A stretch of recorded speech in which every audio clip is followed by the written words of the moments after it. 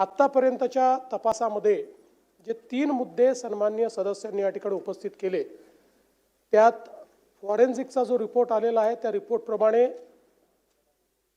त्या डॉक्टर महिलेने जे काही तिच्या हातावर लिहिलेलं आहे ती तिचीच हँडरायटिंग आहे या संदर्भात निष्पन्न झालेला आहे, तसा रिपोर्ट आलेला आहे। दुसरा जो काही विषय या ठिकाणी त्यांनी मांडला की हे जे काही आरोपी आहेत त्या आरोपींनी दबाव आणला का, तर मुळामध्ये या सगळ्या केसमध्ये हे जे पोलीस अधिकारी बदने आहेत, या बदनेंचं एक प्रकारे जी काही आता आपल्याकडे माहिती आलेली आहे, चॅट्स आलेले आहेत, त्या सगळ्याच्यात तिची फसवणूक करून आणि शारीरिक शोषण केल्याचं आपल्याला लक्षात येत आहे बदनेंनी। आणि त्यातनं मग म्हणजे लग्नाचं आमिष दाखवणं वगैरे अशा सगळ्या गोष्टी झालेल्या त्यात लक्षात येतात।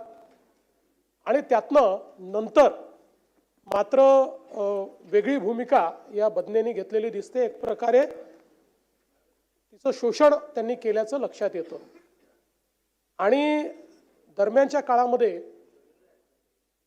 जी काही त्या ठिकाणी वेगवेगळ्या प्रकारे, कारण ती मेडिकल ऑफिसर होती, तर मेडिकल मध्ये ज्यावेळेस एखाद्या आरोपीला अटक होते त्यावेळेस तो अटकेकरता फिट आहे की नाही या संदर्भातला रिपोर्ट घ्यावा लागतो। तर अशा प्रकारचे काही रिपोर्ट्स हे त्या डॉक्टर महिलेने फिट दिले आणि म्हणून पोलिसांनी एक मोठं पत्र हे त्यावेळी त्यांचे जे वरिष्ठ आहेत त्या वरिष्ठांना लिहिलं की बाबा अत्यंत महत्त्वाच्या गुन्ह्यांमधले हे सगळे गुन्हेगार आहेत आणि यांना अनफिटचं सर्टिफिकेट दिलं जातं आहे।